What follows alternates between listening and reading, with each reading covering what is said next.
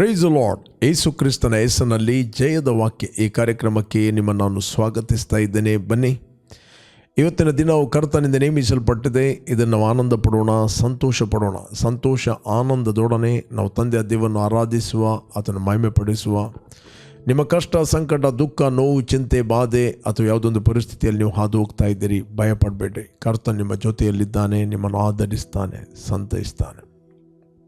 Okay, ನಾವು ಸ್ವಲ್ಪ ಹೊತ್ತು ತಂದೆಯ ದೇವರನ್ನು ಆರಾಧಿಸುವ ಮತ್ತು ನಾವು ದೇವರ ವಾಕ್ಯವನ್ನು ಧ್ಯಾನ ಮಾಡುವ. Praise lord.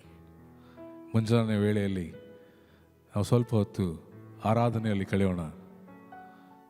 ನಮ್ಮನ್ನು ಕಾಯುವಾತನು ನಮ್ಮ ತಂದೆಯು ಯೋಗ್ಯನಾಗಿದ್ದಾನೆ. ಆತನ ಆರಾಧಿಸುವುದು ನಮಗೆ ಸೌಭಾಗ್ಯವು. ಬನ್ನಿ ಪ್ರಿಯನೇ, ಆತನನ್ನು ಆರಾಧಿಸುವ.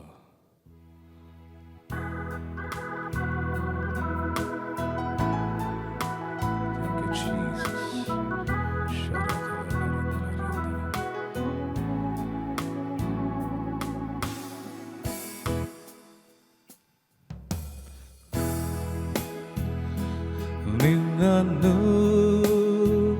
ಎಂದೆಂದಿಗೂ ಆರಾಧಿಸುವುದು ಸೌಭಾಗ್ಯವು. ನಿನ್ನನ್ನು ಎಂದೆಂದಿಗೂ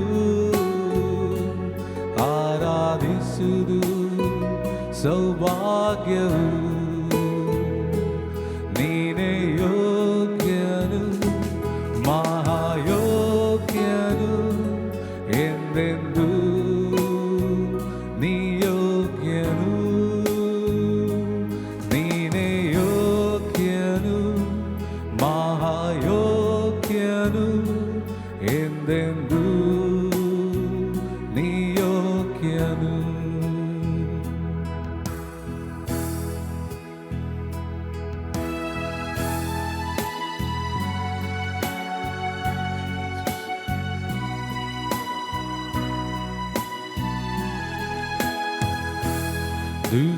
ದೂತರೊಂದಿಗೆ ಮಹಿಮೆಯುಳ್ಳವ, ಕರುಣಾಸಾಗರ ನೀನಲ್ಲವೋ. ದೂತರೊಂದಿಗೆ ಮಹಿಮೆಯುಳ್ಳವ, ಕರುಣಾಸಾಗರ ನೀನಲ್ಲವೋ. ನಿನ್ನ ಮಹಿಮೆಯು ಎಂದೆಂದೂ ನಮ್ಮಲ್ಲಿ ಇರುವುದು. ನಿನ್ನ ಮಹಿಮೆಯು ಎಂದೆಂದೂ ನಮ್ಮಲ್ಲಿ ಇರುವುದು. ನೀನೇ ಯೋಗ್ಯನು, ಮಹಾಯೋಗ್ಯನು,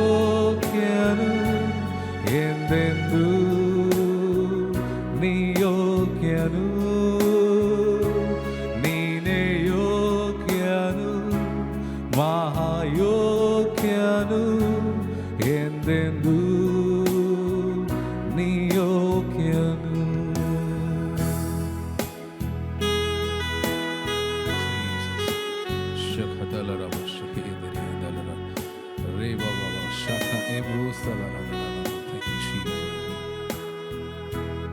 ಯಜ್ಞದ ಕುರಿಯೇ ಬಲಿಯಾದೆ ನನಗಾಗಿ. ಯಜ್ಞದ ಕುರಿಯೇ ಬಲಿಯಾದೆ ನನಗಾಗಿ. ಕೃಜೆಯ ಮರಣಾದಿ ಲೋಕವ ಜಯಿಸಿದೆ. ಕೃಜೆಯ ಮರಣಾದಿ ಲೋಕವ ಜಯಿಸಿದೆ. ನೀನೇ ಯೋಗ್ಯನು, ಮಹಾಯೋಗ್ಯನು, ಎಂದೆಂದೂ ನೀ ಯೋಗ್ಯನು.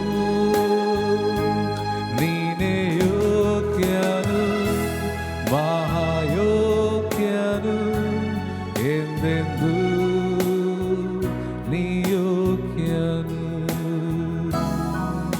Thank you, Jesus. Thank you, Father. Thank you, Lord. ದೇವರ ನಾಮಕ್ಕೆ ಸ್ತೋತ್ರವಾಗಲಿ. ಇವತ್ತು ನಾವು ಧ್ಯಾನಕ್ಕೆ ತೆಗೆದುಕೊಂಡಂತಹ ದೇವರ ವಾಕ್ಯದ ಭಾಗ ಕೀರ್ತನೆಗಳಲ್ಲಿ ದಾವೀದನ ಕೀರ್ತನೆ 32ನೇ ಕೀರ್ತನೆ 1 ಮತ್ತು 2ನೇ ವಚನವನ್ನು ನಾವು ಧ್ಯಾನ ಮಾಡುವ. Psalms 32 chapter 1 and 2 versus. ಯಾವನ ದ್ರೋಹವು ಪರಿಹಾರವಾಗಿದೆಯೋ, ಯಾವನ ಪಾಪವು ಕ್ಷಮಿಸಲ್ಪಟ್ಟಿದೆಯೋ ಅವನೇ ಧನ್ಯನು. ಯೆಹೋವನು ಯಾವನ ಲೆಕ್ಕಕ್ಕೆ ಅಪರಾಧವನ್ನು ಎಣಿಸುತ್ತಿಲ್ಲವೋ, ಯಾವನ ಹೃದಯದಲ್ಲಿ ಕಪಟವಿರುವುದಿಲ್ಲವೋ ಅವನೇ ಧನ್ಯನು. Praise God. ಇಲ್ಲಿ ದಾವೀದನು ಬರೆಯುತ್ತಾನೆ, ಯಾವನ ದ್ರೋಹವು ಪರಿಹಾರವಾಗಿದೆಯೋ, ಯಾವನ ಪಾಪವು ಕ್ಷಮಿಸಲ್ಪಟ್ಟಿದೆಯೋ ಅವನೇ ಧನ್ಯನು. ಇಲ್ಲಿ ಹೇಳುವುದಿಲ್ಲ ಯಾರು ದೊಡ್ಡ ಆಸ್ತಿವಂತನಾಗಿದ್ದಾನೋ, ಅಥವಾ ಒಳ್ಳೆ ಜಾಬಲ್ಲಿದ್ದಾನೋ, ಒಳ್ಳೆ ಕೆಲಸದಲ್ಲಿದ್ದಾನೋ, ಅಥವಾ ಒಳ್ಳೆ ಆರೋಗ್ಯದಲ್ಲಿದ್ದಾನೋ ಅವನು ಧನ್ಯನು ಅಂತ ಹೇಳುವುದಿಲ್ಲ. ಅಲ್ಲಿ ಅವನು ಹೇಳುತ್ತಾನೆ, ಯಾವನ ದ್ರೋಹವು ಪರಿಹಾರವಾಗಿದೆಯೋ, ಯಾವನ ಪಾಪವು ಕ್ಷಮಿಸಲ್ಪಟ್ಟಿದೆಯೋ, ಹೀ ದ ಬ್ಲೆಸ್ಸೆಡ್ ಮ್ಯಾನ್, ಆತನು ಧನ್ಯನು.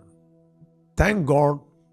ಪ್ರಿಯ ದೇವಜನರೇ, ಇವತ್ತು ನಮ್ಮ ದ್ರೋಹಗಳು ಪರಿಹಾರವಾಗಿ ನಮ್ಮ ಪಾಪಗಳು ಕ್ಷಮಿಸಲ್ಪಟ್ಟಿದೆ ಬಿಕಾಸ್ ಆಫ್ ಜೀಸಸ್ ಕ್ರೈಸ್ಟ್. ನಾವು ಮಾಡಿದ ಪುಣ್ಯ ಕ್ರಿಯೆಗಳಿಂದಲ್ಲ, ನಾವು ಮಾಡಿದ ಒಳ್ಳೆಯ ಕೆಲಸಗಳಿಂದಲ್ಲ. ಯೇಸು ಕ್ರಿಸ್ತನು ನಮ್ಮ ನಿಮಿತ್ತ ಕಲ್ವಾರಿ ಕ್ರೂಜೆಯಲ್ಲಿ ಪಾಪವಾದನು. ತಾನು 2 ಮರಣಗಳನ್ನು ಆತನು ಅನುಭವಿಸ್ತಾ, ಒಂದು ಶಾರೀರಿಕ ಮರಣ, ಮತ್ತೊಂದು ಆತ್ಮಿಕ ಮರಣ. ಮೊದಲು ಆತನು ಆತ್ಮಿಕವಾಗಿ ತಂದೆಯಿಂದ ಆತನು ಬೇರ್ಪಟ್ಟ ನಮ್ಮೆಲ್ಲರ ಪಾಪ ದ್ರೋಹಗಳನ್ನು ಆತನು ಕಲ್ವಾರಿ ಕ್ರೂಜೆಯಲ್ಲಿ ಆತನು ಹೊತ್ತುಕೊಂಡು ಹೋದ. ಆತನು ಯಜ್ಞದ ಕುರಿಯಾದ. ಆತನು ಯಜ್ಞದ ಕುರಿಯಾದದ್ದು ಕೇವಲ ಯಹೂದ್ಯರಿಗೋಸ್ಕರ ಅಲ್ಲ, ಅಥವಾ ಕ್ರೈಸ್ತರಿಗೋಸ್ಕರ ಅಲ್ಲ, ಇಡೀ ಲೋಕದ ಪಾಪವನ್ನು ತೆಗೆಯುವಂಥ ಯಜ್ಞದ ಕುರಿ. ಇಲ್ಲಿ ನಾವು ನೋಡಲಿಕ್ಕೆ ಹೋದರೆ ನಮಗೆ ಸಿಗ್ತದೆ, ಯೋಹಾನ ಸುವಾರ್ತೆಯಲ್ಲಿ 1ನೇ ಅಧ್ಯಾಯ 29ನೇ ವಚನ ಓದಿದರೆ ನಮಗೆ ಸಿಗ್ತದೆ. ಮರುದಿನ ಯೋಹಾನನು ತನ್ನ ಕಡೆಗೆ ಬರುವ ಯೇಸುವನ್ನು ನೋಡಿ, ಅಗೋ, ಯಜ್ಞಕ್ಕೆ ದೇವರು ನೇಮಿಸಿದ ಕುರಿ, ಲೋಕದ ಪಾಪವನ್ನು ನಿವಾರಣೆ ಮಾಡುವವನು.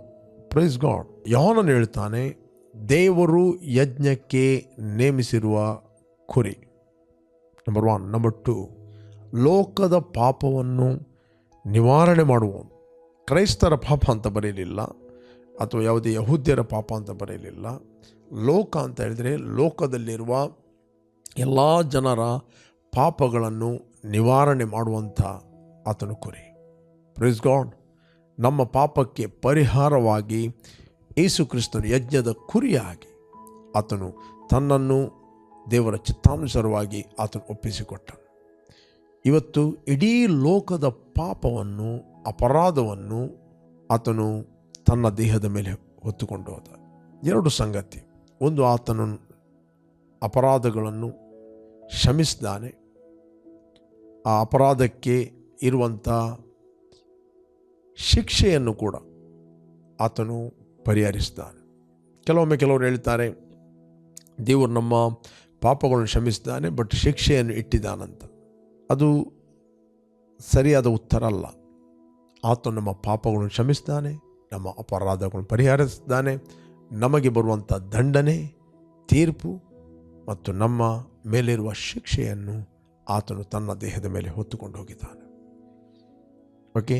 ಇವತ್ತು ಯಾವುದೇ ಒಂದು ಪುಣ್ಯ ಕ್ರಿಯೆಗಳಿಲ್ಲದೆ, ಯಾವುದೇ ಒಂದು ಒಳ್ಳೆಯ ಕೆಲಸ ಇಲ್ಲದೆ, ಯಾವುದೇ ಹಿನ್ನೆಲೆಯನ್ನು ನಮ್ಮ ದೇವರು ನೋಡದೆ ನಮ್ಮ ಅಪರಾಧಗಳನ್ನು ಪರಿಹರಿಸಿ ನಮ್ಮ ಪಾಪಗಳನ್ನು ಆತನು ಕ್ಷಮಿಸ್ತಾನೆ. ಅದಕ್ಕೋಸ್ಕರ ದಾವೀದನು ಹೇಳ್ತಾನೆ, ಯಾರ ಅಪರಾಧಗಳು ಪರಿಹಾರವಾಗಿದೆಯೋ, ಯಾರ ಪಾಪಗಳು ಕ್ಷಮಿಸಲ್ಪಟ್ಟಿದೆಯೋ ಅವರೇ ಧನ್ಯರು. They are blessed. ಇವತ್ತು ಪ್ರಿಯರೇ, ನಾವು ಆಶೀರ್ವಿಸಲ್ಪಟ್ಟವರು. We are bless. ನಮ್ಮ ಪಾಪಗಳು ಕ್ಷಮಿಸಲ್ಪಟ್ಟಿದೆ, ನಮ್ಮ ಅಪರಾಧಗಳು ಕ್ರಿಸ್ತನಲ್ಲಿ ಪರಿಹಾರವಾಗಿದೆ. ಅದಕ್ಕೋಸ್ಕರ ದೇವರ ವಾಕ್ಯ ಹೇಳ್ತದೆ, ಎಫೆಸರಿಗೆ ಬರೆದ 1ನೇ ಅಧ್ಯಾಯ 7ನೇ ವಚನದಲ್ಲಿ, ಓದಿದರೆ ನಮಗೆ ಸಿಗ್ತದೆ. ಈತನು ನಮಗೋಸ್ಕರ ತನ್ನ ರಕ್ತವನ್ನು ಸುರಿಸಿದ್ದರಿಂದ ನಮ್ಮ ಅಪರಾಧಗಳು ಪರಿಹಾರವಾಗಿ ನಮಗೆ ಬಿಡುಗಡೆ ಆಯಿತು. ಇದು ದೇವರ ಕೃಪಾತಿಶಯವೇ. ಬೈಬಲ್ ಹೇಳ್ತದೆ, ಈತ ನಮಗೋಸ್ಕರ ತನ್ನ ರಕ್ತವನ್ನು ಸುರಿಸಿದ್ದರಿಂದ ನಮ್ಮ ಅಪರಾಧಗಳು ಪರಿಹಾರವಾಗಿ ನಮಗೆ ಬಿಡುಗಡೆ ಆಯಿತು. ಇದು ದೇವರ ಕೃಪಾತಿಶಯವೇ. This the grace of God. ಇವತ್ತು ನಮ್ಮ ಅಪರಾಧಗಳು ಕ್ಷಮಿಸಲ್ಪಟ್ಟದ್ದು ಯಾಕಂತ ಹೇಳಿದರೆ ಬಿಕಾಸ್ ಸ್ಯಾಕ್ರಿಫೈಸ್ ಆಫ್ ಜೀಸಸ್. ಯೇಸು ಕ್ರಿಸ್ತನ ಕ್ರೂಜೆಯ ಮರಣ ಇವತ್ತು ನಮ್ಮ ಅಪರಾಧಗಳು ಕ್ಷಮಿಸಲ್ಪಟ್ಟಿದೆ. ಇವತ್ತು ಅನೇಕರಿಗೆ ಈ ಒಂದು ಜ್ಞಾನ ಇಲ್ಲದೆ ಇರುವ ಕಾರಣ ಕೆಲವರು ಹೇಳ್ತಾರೆ ನಮ್ಮ ಪಾಪಗಳು ಕ್ಷಮಿಸಲ್ಪಟ್ಟಿದೆ, ಬಟ್ ಶಿಕ್ಷೆ ಅದೇ ಇದೆ. ಯಾವುದೇ ಸಮಸ್ಯೆಗಳು ಬರುವಾಗ, ಯಾವುದೇ ಪ್ರಾಬ್ಲಮ್ಗಳು ಬರುವಾಗ ಅವ್ರು ಹೇಳ್ತಾರೆ ನನಗೆ ಇನ್ನೂ ಸಹ ಆ ಶಿಕ್ಷೆ ಇದೆ. ಯಾಕಂದರೆ ನಾನು ಬಾರ್ನ್ ಆಗುವ ಮುಂಚೆ ತುಂಬ ಮಿಸ್ಟೇಕ್ಗಳನ್ನು ಮಾಡಿದ್ದೇನೆ, ತುಂಬ ತಪ್ಪುಗಳನ್ನು ಮಾಡಿದ್ದೇನೆ. ದೇವರು ನನ್ನ ಪಾಪಗಳನ್ನು ಕ್ಷಮಿಸಿದ್ದಾನೆ, ಅದಕ್ಕೋಸ್ಕರ ಆ ಶಿಕ್ಷೆಯನ್ನು ದೇವರು ಇಟ್ಟಿದ್ದಾನೆ ಅಂತ. They are believing based on the old Testament. ಅವರು ಓಲ್ಡ್ ಟೆಸ್ಟಮೆಂಟನ್ನು ಬೇಸ್ ಮಾಡಿ ಕ್ರಿಸ್ತನ ಕೃಪೆಯನ್ನು ನಂಬುತ್ತಾರೆ. ಪ್ರೇರೆ, ಯೇಸು ಕ್ರಿಸ್ತನು ಕೇವಲ ನಮ್ಮ ಪಾಪಗಳನ್ನು ಅಥವಾ ಅಪರಾಧಗಳನ್ನು ಹೊತ್ತುಕೊಂಡು ಹೋದದಲ್ಲ, ಕೇವಲ ನಮ್ಮ ಅಪರಾಧಗಳನ್ನು ಪರಿಹಾರ ಮಾಡಿ ಪಾಪಗಳನ್ನು ಕ್ಷಮಿಸಿದಲ್ಲ. ಆ ಪಾಪಕ್ಕೆ ಇರುವಂಥ ದಂಡನೆ, ಆ ಅಪರಾಧಕ್ಕೆ ಇರುವಂಥ ಶಿಕ್ಷೆ, ಪಾಪಕ್ಕೆ ಇರುವಂಥ ಶಿಕ್ಷೆಯನ್ನು ಕೂಡ ಆತನು ಪರಿಹಾರ ಮಾಡಿದ್ದಾನೆ. ಆತನು ನಮ್ಮ ಶಿಕ್ಷೆಯನ್ನು ಆತನು ಹೊತ್ತುಕೊಂಡು ಹೋದ. ಒಂದು ವೇಳೆ ಆತನು ನಮ್ಮ ಪಾಪಗಳನ್ನು ಕ್ಷಮಿಸಿ ಶಿಕ್ಷೆಯನ್ನು ನಾವು ಅನುಭವಿಸ್ತಾದರೆ ಆತನು ಯಾಕೆ ಆ 39 ರೋಮನ್ಸ್ ಆ ಸೋಲ್ಜರ್ಗಳ ಸೈನಿಕರ ಪೆಟ್ಟುಗಳನ್ನು ತಿನ್ನಬೇಕಿತ್ತು? ಯಾಕೆ ಮುಳ್ಳಿನ ಕಿರೀಟವನ್ನು ಆತನು ಧರಿಸಿಕೊಳ್ಬೇಕಿತ್ತು? ಯಾಕೆ ಆತನ ದೇಹವು ಒಂದು ಹುಳದಂತೆ ಆಯಿತು ಅಂತ ಬೈಬಲ್ ಹೇಳ್ತದೆ? ಯಾಕೆ ಆತನು ರಕ್ತವನ್ನು ಸುರಿಸಿದ? ಯಾಕೆ ಆತನು ಕ್ರೂಜೆಯನ್ನು ಹೊತ್ತುಕೊಂಡ? ಯಾಕೆ ಆತನು ಪ್ರಾರ್ಥನೆ ಮಾಡುವಾಗ ಅವನಿಗೆ ರಕ್ತದ ಬೆವರು ಬಂತು ಅಂತ ಬೈಬಲ್ ಹೇಳ್ತದೆ? ನಮ್ಮೆಲ್ಲ ಕೇವಲ ಪಾಪ ಮಾತ್ರ ಅಲ್ಲ, ಆ ಪಾಪಕ್ಕೆ ಇರುವಂಥ ಶಿಕ್ಷೆಯನ್ನು ಕೂಡ ಆತನು ಹೊತ್ತುಕೊಂಡು ಹೋದ. ಅನೇಕರು ತಿಳಿತಾರೆ, ಅವರಿಗೆ ರೋಗಗಳು ಬಂದಾಗ, ವ್ಯಾಧಿಗಳು ಬಂದಾಗ, ಅಥವಾ ಯಾವುದೊಂದು ಪರಿಸ್ಥಿತಿ ಮನೆಯಲ್ಲಿ ಎದ್ದಾಗ ಅವರನ್ನಿಸ್ತಾರೆ ನನ್ನ ಅಪರಾಧಗಳು ಕ್ಷಮಿಸಲ್ಪಟ್ಟಿದೆ, ಬಟ್ ದೇವರು ನನಗೆ ಶಿಕ್ಷೆ ಕೊಟ್ಟಿದ್ದಾನೆ, ನನ್ನ ಮಿಸ್ಟೇಕ್ಗೆ ಆತನು ಶಿಕ್ಷೆಯನ್ನು ಇಟ್ಟಿದ್ದಾನೆ ಅಂತ ತಪ್ಪಾಗಿ ನಂಬುತ್ತಾರೆ. Wrong belief. ತಪ್ಪಾದ ನಂಬಿದ ಕಾರಣ ನೀವು ತಪ್ಪಾಗಿ ಹೊಂದುತ್ತೀರಿ. ಓಕೆ, ನಿನ್ನ ನಂಬಿಕೆ ನಿನ್ನನ್ನು ಗುಣಪಡಿಸ್ತದೆ, ನಿನ್ನ ನಂಬಿಕೆ ನಿನ್ನನ್ನು ಜಯದಲ್ಲಿ ನಡೆಸ್ತದೆ, ನಿನ್ನ ನಂಬಿಕೆ ನಿನ್ನನ್ನು ನೀತಿವಂತನಾಗಿ ಮಾಡುತ್ತದೆ. ನೀನಿವತ್ತು ನೀತಿವಂತನಾಗುವಂಥದ್ದು ನಿನ್ನ ನಂಬಿಕೆಯ ಮೂಲಕ. ಅದಕ್ಕೋಸ್ಕರ ಇದೇ ವಚನವನ್ನು ಅಪೊಸ್ತಲ ಪೌಲನು ಕೂಡ ಮಾತಾಡುತ್ತಾನೆ. ರೋಮಾಪುರದ ಪತ್ರಿಕೆ 4ನೇ ಅಧ್ಯಾಯದಲ್ಲಿ ನಾನು ಓದ್ತೇನೆ. 4ನೇ ಅಧ್ಯಾಯ 1ನೇ ವಚನ. ಹಾಗಾದರೆ ವಂಶಾನುಕ್ರಮವಾಗಿ ನಮಗೆ ಮೂಲಪಿತೃವಾಗಿರುವ ಅಬ್ರಹಾಮನು ಏನು ಪಡಕೊಂಡೆನೆಂದು ಹೇಳಬೇಕು? ಅಬ್ರಹಾಮನು ಪುಣ್ಯಕ್ರಿಯೆಗಳಿಂದಲೇ ನೀತಿವಂತನಾದ ಪಕ್ಷದಲ್ಲಿ ಹೊಗಳಿಕೊಳ್ಳುವುದಕ್ಕೆ ಅವನಿಗೆ ಆಸ್ಪದವಿರುವುದು, ಆದರೆ ದೇವರ ಮುಂದೆ ಹೊಗಳಿಕೊಳ್ಳುವುದಕ್ಕೆ ಆಸ್ಪದವಿರುವುದಿಲ್ಲ. 3ನೇ ವಚನ. ಇದರ ವಿಷಯದಲ್ಲಿ ಶಾಸ್ತ್ರವು ಹೇಳುವುದನ್ನು ಆಲೋಚಿಸಿರಿ. ಅಬ್ರಹಾಮನು ದೇವರು ನಂಬಿದನು, ಆ ನಂಬಿಕೆ ಅವನ ಲೆಕ್ಕಕ್ಕೆ ನೀತಿ ಎಂದು ಎಣಿಸಲ್ಪಟ್ಟಿತು ಎಂದು ಹೇಳುತ್ತೇವೆ. ಕೆಲಸ ಮಾಡಿದವನಿಗೆ ಬರುವ ಕೂಲಿಯು ದಯದಿಂದ ದೊರಕುವಂಥದ್ದು ಎಣಿಕೆ ಆಗುವುದಿಲ್ಲ, ಅದು ಸಲ್ಲತಕ್ಕದೆ ಎಂದು ಎಣಿಕೆ ಆಗುತ್ತದೆ. ಇಲ್ಲಿ ಬೈಬಲ್ ಹೇಳ್ತದೆ, ಕೆಲಸ ಮಾಡಿದವನಿಗೆ ಬರುವಂಥ ಕೂಲಿ ಅವನಿಗೆ ಅದು ಸಂಬಳ. Praise God. ಅದು ಅವನಿಗೆ ಸಂಬಳ, ಅದು ದಯೆಯಿಂದ ಸಿಗುವಂಥದ್ದಲ್ಲ. ಅವನಿಗೆ ಅದು ಅವನು ಕೆಲಸ ಮಾಡಿದ್ದಾನೆ, ಅವನಿಗೆ ಸಂಬಳ ಬರ್ತದೆ. 4ನೇ ಅಧ್ಯಾಯ 4ನೇ ವಚನ. ಬಟ್ 5ನೇ ವಚನ ಹೇಳ್ತದೆ, ಆದರೆ ಯಾವನ ಪುಣ್ಯಕ್ರಿಯೆಗಳನ್ನು ಮಾಡಿದವನಾಗಿರದೆ ಪಾಪಾತ್ಮರನ್ನು ನೀತಿವಂತರೆಂದು ನಿರ್ಣಯಿಸುವಾತನಲ್ಲಿ ನಂಬಿಕೆ ಇಡುತ್ತಾನೋ ಅವನ ನಂಬಿಕೆ ನೀತಿ ಎಂದು ಎಣಿಸಲ್ಪಡುವುದು. ಆದರೆ ಯಾವನು ಪುಣ್ಯ ಕ್ರಿಯೆಗಳನ್ನು ಮಾಡಿದವನಾಗಿರದೆ ಪಾಪಾತ್ಮರನ್ನು ನೀತಿವಂತರೆಂದು ನಿರ್ಣಯಿಸುವಾತನಲ್ಲಿ ನಂಬಿಕೆ ಇಡುತ್ತಾನೋ ಅವನ ನಂಬಿಕೆ ನೀತಿ ಎಂದು. Praise God. ಪಾಪಾತ್ಮರನ್ನು, ಪಾಪಿಗಳನ್ನು ಬೈಬಲ್ ಹೇಳ್ತದೆ. ನಾನು ಪುನಃ ಈ ವಚನವನ್ನು ಓದ್ತೇನೆ. ಆದರೆ ಯಾವನು ಪುಣ್ಯ ಕ್ರಿಯೆಗಳನ್ನು ಮಾಡಿದವನಾಗಿರದೆ, ಯಾವುದೇ ಪುಣ್ಯ ಕ್ರಿಯೆಗಳನ್ನು ಮಾಡಿದವನಾಗಿರದೆ ಪಾಪಾತ್ಮರನ್ನು ನೀತಿವಂತನೆಂದು ನಿರ್ಣಯಿಸುವ ಆತನಲ್ಲಿ ನಂಬಿಕೆ ಇಡುತ್ತಾನೋ ಅವನ ನಂಬಿಕೆ ನೀತಿ ಅಂತ ಬೈಬಲ್ ಹೇಳ್ತದೆ. Praise God. ಆ ನಂಬಿಕೆ ಅವನಿಗೆ ನೀತಿ ದೊರಕುತ್ತದೆ. It the gift of righteousness. The gift of righteousness ಯಾರ ಮೇಲೆ ನಂಬಿಕೆ ಇಡುವಂಥದ್ದಲ್ಲ. ದ ಬೈಬಲ್ ಹೇಳ್ತದೆ, ಯಾರು ಪುಣ್ಯ ಕ್ರಿಯೆಗಳನ್ನು ಮಾಡಿದವನಾಗಿರದೆ, ಪುಣ್ಯಕ್ರಿಯೆಗಳು ಏನಿಲ್ಲ, ಅವನು ಪಾಪಾತ್ಮರನ್ನು ನೀತಿವಂತನೆಂದು ನಿರ್ಣಯಿಸುವ ಆತನಲ್ಲಿ ನಂಬಿಕೆ. ಆತನು ಆಲ್ರೆಡಿ ನಿರ್ಣಯ ಮಾಡಿದ್ದಾನೆ ನೀತಿವಂತನೆಂದು. ಆತನು ಆಲ್ರೆಡಿ ನಮ್ಮ ವಿಷಯದಲ್ಲಿ ಡಿಕ್ಲೇರ್ ಮಾಡಿದ್ದಾನೆ, ತೀರ್ಮಾನ ಮಾಡಿದ್ದಾನೆ. ಆತನ ತೀರ್ಮಾನವನ್ನು ನಾವು ಒಪ್ಪುವಂಥದ್ದು. ನಂಬುವುದಂದರೆ ಒಪ್ಪುವಂಥದ್ದು. ಒಪ್ಪುವುದೇ ಅದು ದೇವರ ಮುಂದೆ ನೀತಿ. Right stand with god. Praise God. ದೇವರು ಮಾಡಿದ ಕೆಲಸವನ್ನು ನಾವು ಒಪ್ಪುವುದು. ನೀವು ಒಪ್ಪುವುದಿಲ್ಲ ಅಂತ ಹೇಳಿದರೆ ನೀನು ಅಹಂಕಾರಿ ಆದಿ. ಆತನು ದೀನರಿಗೆ ಕೃಪೆಯನ್ನು ಕೊಡುತ್ತಾನೆ, ಅಹಂಕಾರಿಗಳನ್ನು ಆತನು ಎದುರಿಸ್ತಾನೆ. ಓಕೆ, ಯಾವುದೇ ಪುಣ್ಯಕ್ರಿಯೆಗಳಿಲ್ಲದೆ ಪಾಪಾತ್ಮರನ್ನು ನೀತಿವಂತರೆಂದು ನಿರ್ಣಯಿಸುವಂತನಲ್ಲಿ ನಂಬಿಕೆ ಇಡುವಂಥದ್ದು. ಅದಕ್ಕೋಸ್ಕರ ನಾವಿವತ್ತು ಬಾರ್ನ್ ಅಗೇನ್ ಆದದ್ದು, ಇವತ್ತು ನಾವು ನೀತಿವಂತರಾದದ್ದು ನಾವು ಮಾಡಿದ ಪುಣ್ಯಕ್ರಿಯೆಗಳಲ್ಲ. ನಾವು ಮಾಡಿದ ಪುಣ್ಯಕ್ರಿಯೆಗಳಲ್ಲ, ನಮ್ಮ ಒಳ್ಳೆಯ ಹಿನ್ನೆಲೆ ಅಲ್ಲ, ನಾವು ಭಕ್ತ ಕುಟುಂಬದಿಂದ ಹುಟ್ಟಿದ್ದರಿಂದಲ್ಲ, ಅಥವಾ ಯಾವುದೇ ದಾನ ಧರ್ಮ ಮಾಡಿದ್ದರಿಂದಲ್ಲ, ಅನ್ನ ಸಂತರ್ಪಣೆ ಮಾಡಿದ್ದರಿಂದಲ್ಲ, ಅಥವಾ ನೀವು ಕಾಣಿಕೆ ಕೊಟ್ಟದ್ದರಿಂದಲ್ಲ, ಅಥವಾ ದಶಮಾಂಶ ಕೊಟ್ಟದ್ದರಿಂದೂ ಅಲ್ಲ. ಓಕೆ, ನೀನು ಪ್ರಥಮ ಫಲ ಕೊಟ್ಟದ್ದರಿಂದ ಅಲ್ಲ ನೀನು ನೀತಿವಂತನಾದದ್ದು. ಇವತ್ತು ಕ್ರಿಸ್ತನಲ್ಲಿ ನೀನು ನೀತಿವಂತನಾದದ್ದು ನೀನು, ದ ಬೈಬಲ್ ಹೇಳ್ತದೆ, ನಿನ್ನ ಪುಣ್ಯಕ್ರಿಯೆಗಳಲ್ಲ. 4ನೇ ಅಧ್ಯಾಯ 5ನೇ ವಚನ. ಬೈಬಲ್ ಹೇಳ್ತದೆ, ಪಾಪಾತ್ಮರನ್ನು ನೀತಿವಂತರೆಂದು ನಿರ್ಣಯಿಸುವ ಆತನಲ್ಲಿ ನೀನು ನಂಬಿಕೆ ಇಡಬೇಕು. You must believe. ಆತ ನನ್ನ ಅಪರಾಧಗಳನ್ನು ಕ್ಷಮಿಸಿದ್ದಾನೆ, ನನ್ನ ಪಾಪಗಳನ್ನು ಪರಿಹರಿಸಿದ್ದಾನೆ. ಓಕೆ, ನನ್ನ ದ್ರೋಹಗಳನ್ನು ಆತನು ನನ್ನ ಲೆಕ್ಕಕ್ಕೆ ಹಾಕಲಿಲ್ಲ. ನನ್ನ ದ್ರೋಹಗಳನ್ನು ಆತನು ಕ್ರಿಸ್ತನಲ್ಲಿ ಪರಿಹರಿಸಿದ್ದಾನೆ.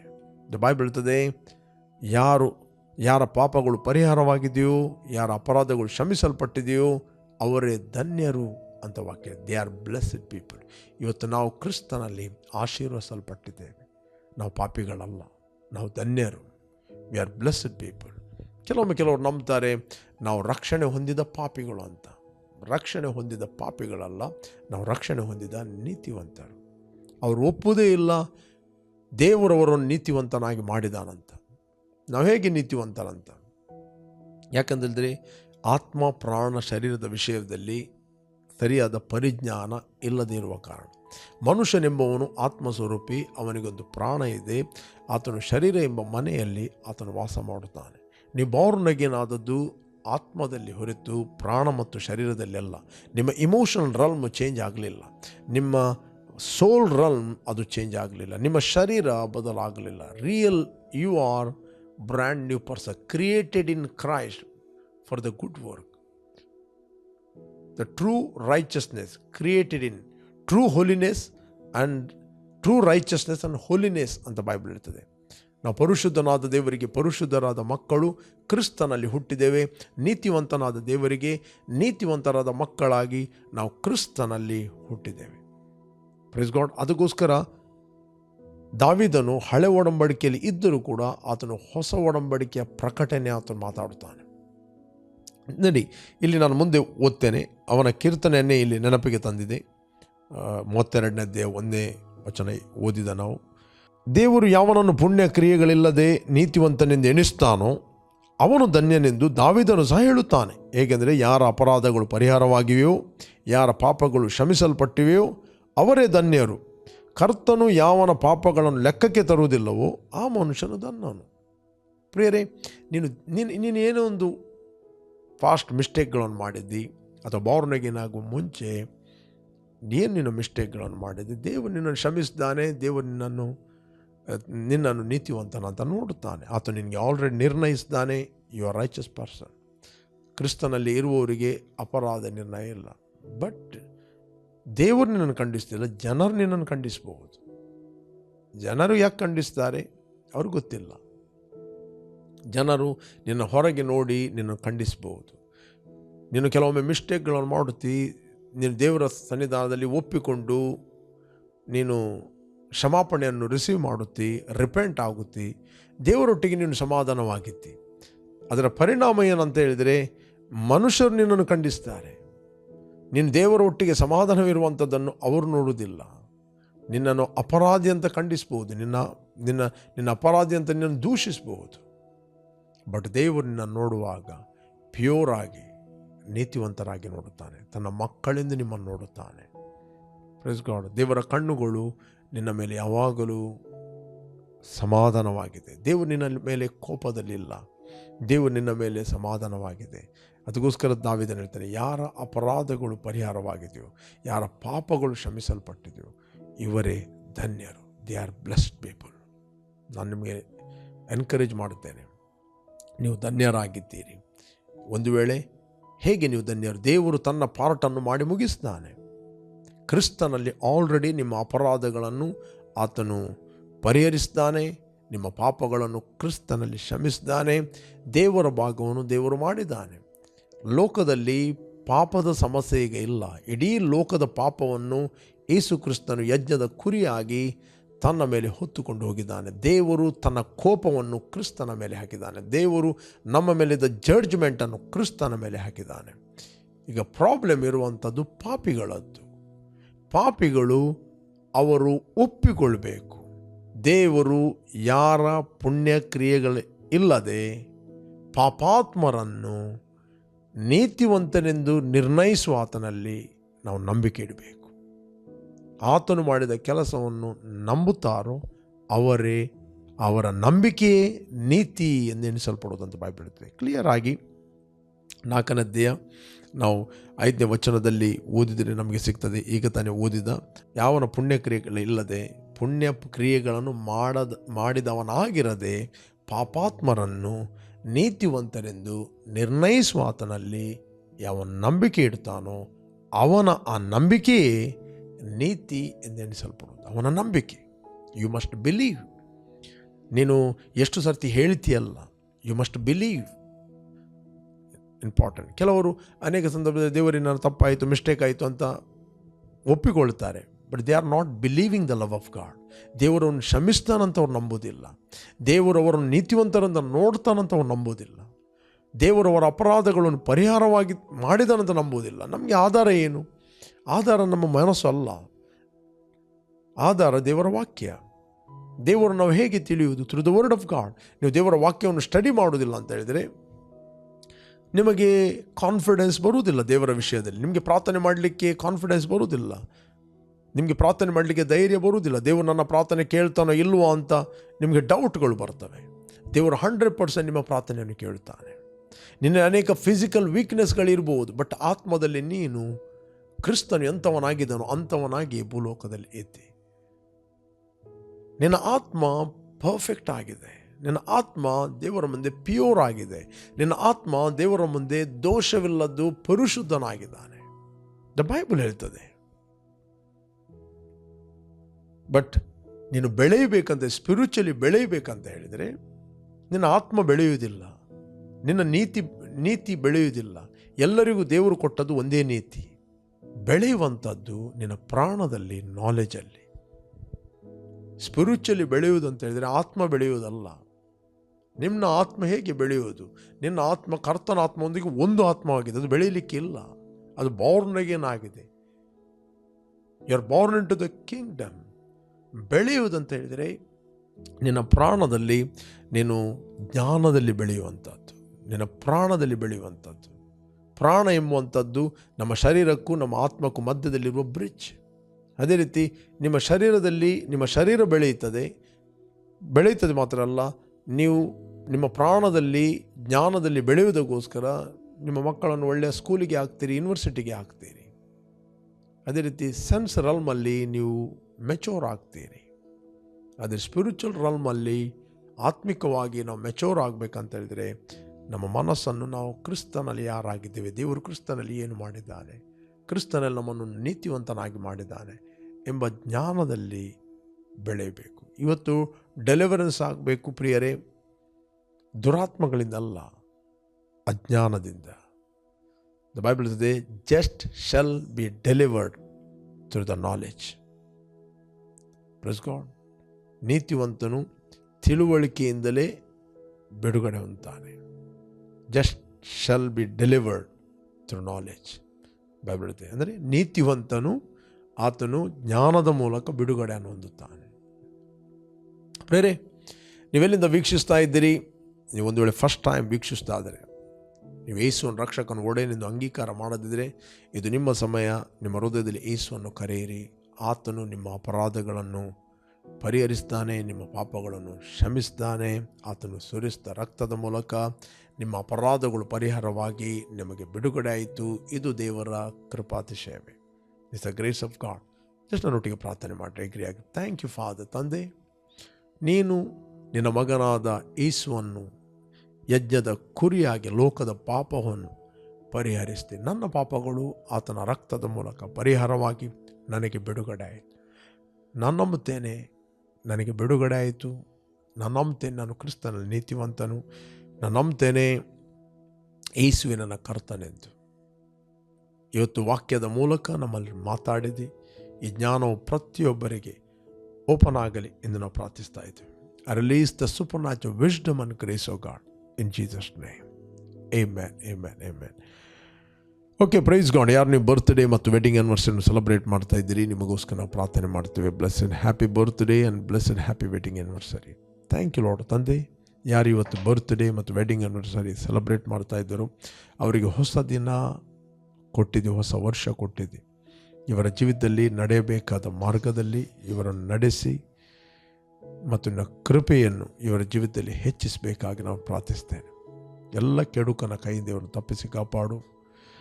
ನಂಬಿಕೆಯ ಮೂಲಕ ಇವರ ಬೆಳಕು ಅನೇಕರಿಗೆ ಪ್ರಕಾಶಿಸಲಿ. ಇವರ ಹೆಜ್ಜೆಗಳು ನಿನ್ನಿಂದ ನೇಮಿಸಲ್ಪಡಲಿ. ಯೇಸು ನಾಮದಲ್ಲಿ ತಂದೆ.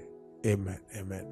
ಓಕೆ, ಜಯದ ವಾಕ್ಯ ಈ ಕಾರ್ಯಕ್ರಮವನ್ನು ಪ್ರತಿದಿನ ಬೆಳಿಗ್ಗೆ ಬಿಗ್ ಜೆ ಟಿವಿಯಲ್ಲಿ 7 ಗಂಟೆಯಿಂದ 7:30ಕ್ಕೆ ವೀಕ್ಷಿಸಿರಿ. 7:30ರಿಂದ 8 ಗಂಟೆ ಇದೇ ಕಾರ್ಯಕ್ರಮವನ್ನು ನಮ್ಮ ಯೂಟ್ಯೂಬ್ ಚಾನಲಲ್ಲಿ ವರ್ಡ್ ಆಫ್ ವಿಕ್ಟರಿ ರಿಪೀಟ್ ಆಗಿ ನೀವು ಕೇಳ್ಬೋದು. ಸಂಜೆ 7 ಗಂಟೆಯಿಂದ 8 ಗಂಟೆ ಫೇಸ್ಬುಕ್ ಮತ್ತು ಯೂಟ್ಯೂಬಲ್ಲಿ ನಾನು ಲೈವ್ ಆಗಿ ಮಾತಾಡ್ತೇನೆ. ಈವ್ನಿಂಗ್ ಪ್ರೇಯರ್ಗೆ ಜಾಯ್ನ್ ಆಗಿರಿ. ಫೇಸ್ಬುಕ್ ಮತ್ತು ಯೂಟ್ಯೂಬ್ ವರ್ಡ್ ಆಫ್ ವಿಕ್ಟರಿ.